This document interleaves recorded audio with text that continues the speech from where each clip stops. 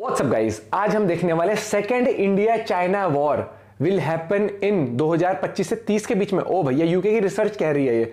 तो प्रशांत धवन सर का क्या कुछ कहना है इस बारे में, और डिटेल्ड वीडियो होगी 2025 से 30 के बीच में। भाई यूके की रिसर्च, पता ना भैया, रिसर्च तो बीबीसी ने भी करी थी एक बार मोदी जी के ऊपर। देखते पूरी वीडियो। चैनल में तो please subscribe. Study IQ IS channel से है, ओरिजिनल वीडियो का लिंक है डिस्क्रिप्शन में। 1 2 3 गो। नमस्कार and I welcome you all to study IQ। मैं हूं Prashant Dhawan. Now recently United Kingdom के एक बहुत ही important geopolitics based research group ने एक प्रेडिक्शन करी है, एक रिपोर्ट पब्लिश करी है और ये कहा है कि इनके हिसाब से पॉसिबिलिटी है कि भारत और चीन के बीच में जो सेकेंड वॉर है, पहली वॉर तो जैसे आपको पता है 1962 में हुई थी, तो जो सेकेंड वॉर है इनके हिसाब से ये 2025-30 के बीच में हो सकती है। और यहाँ पे आप देख पाओगे इस रिपोर्ट के बाद बहुत सारे आर्टिकल्स पब्लिश हुए हैं जहां पर लिखा है कि CPEC China Pakistan economic corridor ये होगा मेन रीजन, और ये थ्रेट करता है second India China war in eastern Ladakh. RUSI report ने ये क्लेम किया है कि ये कॉन्फ्लिक्ट 2025-30 में हो सकती है। नाउ RUSI है क्या और इस रिपोर्ट में लिखा क्या है ये जान लेते हैं। नाउ यहाँ पे आप देख पाओगे ये होम पेज है RUSI का। RUSI की फुल फॉर्म है रॉयल यूनाइटेड सर्विस इंस्टीट्यूट। ये दुनिया का सबसे पुराना लीडिंग डिफेंस और सिक्योरिटी थिंक टैंक है। थिंक टैंक का मतलब होता है जहां पर बुद्धिजीवी मिलकर अपने एक्सपीरियंस, अपने सोच से, अपने जो भी उनके पास नॉलेज है उसके बेसिस पर प्रेडिक्शन करते हैं और एनालिसिस करते हैं जियोपॉलिटिकल इवेंट का और इवन डिफेंस रिलेटेड डेवलपमेंट्स का। तो RUSI देखिए बहुत ज़्यादा अच्छी रिपोर्ट्स पब्लिश करता है वेरियस टॉपिक्स पर। मैं टोटल 7 बहुत ही इंपॉर्टेंट थिंक टैंक्स को फॉलो करता हूं अराउंड द वर्ल्ड। कई इंडिया बेस्ड हैं, कुछ US बेस्ड हैं, UK बेस्ड, कुछ ऑफ कोर्स रशिया को भी कवर करते हैं। RUSI एक ऐसा थिंक टैंक है जो मैं कहूँगा कभी क्लिक्स के लिए या फिर सस्ते व्यूज़ के लिए कोई भी रिपोर्ट पब्लिश करता नहीं है। यूजुअली जो भी ये लोग पब्लिश करते हैं उसके पीछे थोड़ा रिसर्च होती है और इसलिए आप देख रहे हैं इसके बेसिस पर कई आर्टिकल्स पब्लिश हुए हैं।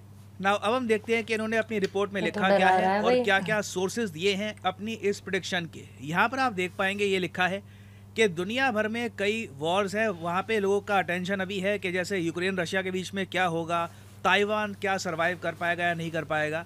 नाउ ताइवान का केस अगर मैं आपको बताऊँ ना, मुझे लगता नहीं है जब चाइना अटैक करेगा ताइवान के लिए तो वो एक वॉर होगी। It will be pretty much a struggle, क्योंकि चाइना की मिलिट्री बहुत पावरफुल है और उन्होंने काफी प्रेपरेशन भी कर ली है। रशिया की गलतियां देखकर चाइना ने एक बात ये सीख ली है कि जब ये आक्रमण करेंगे ताइवान पर, ये कोशिश करेंगे कि एक बड़ा अटैक करें, रशिया की तरह इनिशियली छोटा अटैक करके फिर बाद में आर्मी को इकट्ठा करना। वो गलती मुझे लगता नहीं है कि चाइना करने वाला है। इंडिया का केस ऑल टुगेदर डिफरेंट है। इंडिया चाइना के बीच में जो कॉन्फ्लिक्ट होगी it will be a proper war. दोनों कंट्रीज बहुत पावरफुल हैं, बहुत रिसोर्सफुल है और दोनों कंट्रीज के लिए बिल्कुल भी आसान नहीं होगा दूसरे को हराना। और यहाँ पे आप देख पाओगे ईस्टर्न लद्दाख, लद्दाख का जो ये वाला पार्ट है, यहाँ पे बेसिकली ये लाइन ऑफ एक्चुअल कंट्रोल का जो रीजन है, यहाँ पर कह रहे हैं मोस्ट प्रोबेबली एक बड़ी कॉन्फ्लिक्ट हो सकती है बिटवीन इंडिया एंड चाइना। ये अरुणाचल प्रदेश को यहाँ पे काउंट नहीं कर रहे, इसके कई रीजंस हैं। वन ऑफ देम बीइंग कि चाइना के लिए देखो आज के समय लद्दाख एनर्जी पर्सपेक्टिव से और ओवरऑल पाकिस्तान की कनेक्टिविटी के पर्सपेक्टिव से बहुत ही ज़्यादा इंपॉर्टेंट है। चाइना इन द फ्यूचर आने वाले कई दशकों में ये चाहेगा कि इंडिया इस रीजन में वीक ही रहे, ताकि इंडिया के माइंड में भी कभी ये ना आए कि POK हम कब्जा सकते हैं। और इस रिपोर्ट में एक बहुत ही इंटरेस्टिंग एनालिसिस ये भी है कि चाइना ईस्टर्न लद्दाख को लेकर बहुत ज़्यादा डरता भी है। जी हाँ, आपने यहाँ पर ठीक सुना। चाइना का सबसे बड़ा नाइटमेयर ये है कि इंडिया मिलिटरली कल को इतना स्ट्रॉन्ग ना हो जाए, या फिर आप कह सकते हैं USA के साथ मिलकर एक बड़ा अटैक ना लॉन्च कर दे ईस्टर्न लद्दाख से, जिससे कश्गार रीजन जो है चाइना का ये भारत कब्जा ले। ये चाइना के लिए एक ह्यूज ब्लंडर होगा। यहाँ पर आप देख पाएंगे इसके बारे में लिखा हुआ है कि eastern Ladakh is the only pathway, ये अकेला पाथवे है from which a hostile power मतलब जो अटैक कर रहा है country, can launch an attack to invade and occupy Kashgar, China का crucial energy entrepot in the far western province of Xinjiang province, China. Now ये मैं आपको बता दूं, चाइना कश्गार पर बहुत ज़्यादा डिपेंड करता है। क्योंकि ना सिर्फ कचगार रीजन से सीपेक गुजरता है, चाइना पाकिस्तान इकोनॉमिक कॉरिडोर के बारे में आपको पता ही होगा, जिससे चाइना मलक्का स्ट्रेट पर जो डिपेंडेंस है कम कर देगा। अभी के लिए चाइना जो ऑयल इंपोर्ट करता है वो अगर मान लीजिए सऊदी अरेबिया से निकलता है तो सी के थ्रू, ओशन के थ्रू जाता है ना, पूरा स्ट्रेट से गुजर के पहुंचता है चाइना में।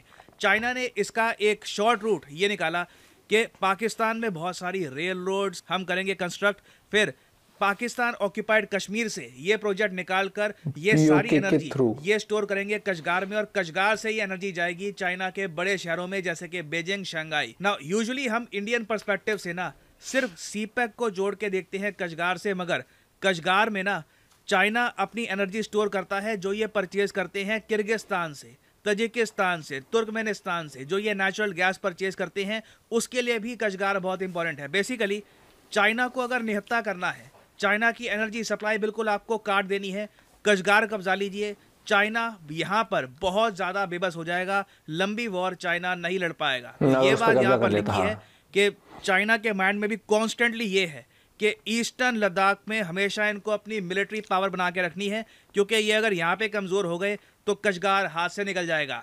और अभी तो देखिए चाइना का एक प्लान ये भी है कि ना सिर्फ सऊदी अरेबिया और इस रीजन से, ईरान से भी ये एक पाइपलाइन बनाएंगे। ये पाइपलाइन पाकिस्तान से गुजरेगी और इस तरीके से सीधा चाइना को एनर्जी प्रोवाइड करेगी। ये बहुत ही ज़्यादा मैं कहूँगा इंपॉर्टेंट होगा चाइना की एनर्जी नीड्स के लिए। इसके बारे में यूएस ने भी अपनी एनुअल रिपोर्ट में ये बात पब्लिश करी है।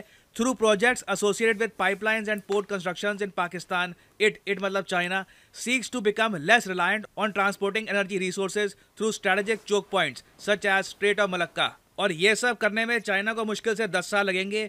एक बार ये प्रोजेक्ट्स कंप्लीट हो गए तो चाइना बहुत ज़्यादा पावरफुल हो जाएगा। इनकी जो डिपेंडेंस है सी रूट ट्रेड पर ये बहुत ज़्यादा कम हो जाएगी। और चाइना देखिए इंडिया को हमेशा एक थ्रेट मान के चलेगा कचगार रीजन को लेकर, क्योंकि इनको एक बार पता है कि इंडिया पाकिस्तान ऑक्यूपाइड कश्मीर और जो यहाँ पे एक्साई चेन है दोनों को प्रॉपरली अपना पार्ट मानता है। रिसेंटली मैं देख रहा था जयशंकर साहब ने एक इंटरव्यू के दौरान फिर से ये बात दोहराई थी कि आज भी भारत के हिस्से हैं जो हमारे अंडर नहीं है, किसी ने उन्हें कब्जा रखा है। We in India know better than almost any other country because immediately after our independence we experienced aggression. We experienced an effort to change our boundaries, and even today parts of India are occupied by another country. But we did not see the world respond saying, oh, there's a great principle involved and therefore let us all go with India.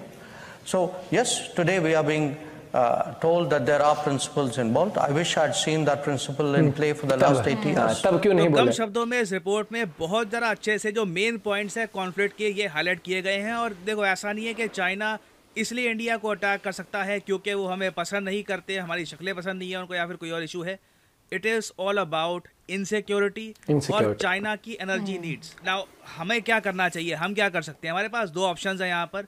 पहला तो ये कि militarily बहुत ज्यादा investment करें, ensure करें कि eastern Ladakh में चाइना कुछ भी ना कर पाए। इसके लिए चाहे अगर हम बाकी कंट्रीज के साथ कोऑपरेशन करते हैं वो भी इंपॉर्टेंट होगा। दूसरा देखिए इंडिया के पास एक ऑप्शन ये भी होगा, दोनों कंट्रीज के पास ये ऑप्शन है, चाइना के पास भी ऑप्शन है कि ब्रिक्स, एससीओ, अदर प्लेटफॉर्म के जरिए जो भी मिसअंडरस्टैंडिंग है एक दूसरे के बीच में ये बिल्कुल इराडिकेट कर दे और एक ट्रस्ट बिल्ड करे कि कल को दोनों एक दूसरे पे अटैक नहीं करेंगे। बट प्रॉब्लम यही है, इन दी एंड चाइना ने हमारा एरिया कब्जा रखा है। अक्साई चेन चाइना को बिलोंग नहीं करता और चाइना हमेशा कचगार को लेकर इनसिक्योर रहेगा। और इसलिए ऐसी रिपोर्ट्स पब्लिश होती रहेंगी जो प्रिडिक्ट करेगी कि 2025-30 के आसपास जब चाइना बहुत कंप्लीट होगा अपने एनर्जी टारगेट्स पर, ये एक बार को कंप्लीट डोमिनेशन के लिए इस रीजन में ईस्टर्न लद्दाख पे अटैक कर सकते हैं ताकि कचगार हमेशा के लिए सिक्योर रहे। ना यूके की इस रिपोर्ट के बारे में आप लोग क्या सोचते हैं, लिखिएगा इसके बारे में कमेंट सेक्शन में। मैं जानना चाहूंगा आपका opinion. This right now is the end of the video. Thank you for listening and I always say may the gods watch over you.